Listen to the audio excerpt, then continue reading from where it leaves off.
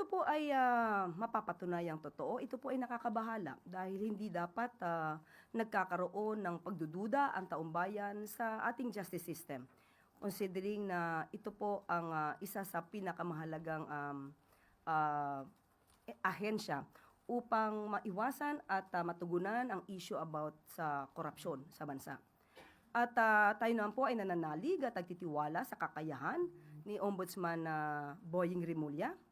At kahit sila ay independent body, dapat din natin sabihin sa kanila, sa atin, sa pamamagitan natin, na dapat ito talagang imbestigahan ng malaliman upang kung anuman ang may pagkakamali, kung anuman ang nalabag na batas, kung mayroon man, ay dapat itong masolusyonan at maitama ng Office of the Ombudsman. Pero if it's true na secret decision nga po siya, Yusek, do you think valid pa rin yung decision, or at least should the former ombudsman who released the decision be held liable?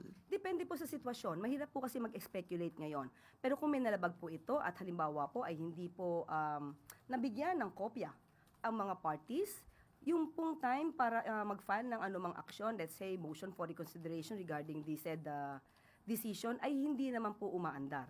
So depende po yan sa lahat ng sitwasyon at meron nga pong isang provision sa rules of procedure ang Office of the Ombudsman na kung di tayo nagkakamali sa news na lumabas, 2016 ay meron ng motion for reconsideration. Pero kapag criminal case po ang kaso, ang pag-file po ng motion for reconsideration ay hindi po nagpapahinto para maisampa ang criminal case sa Sandigan Bayan. So, or kahit sa anumang korte na maaaring pagdalhan ng kaso. So,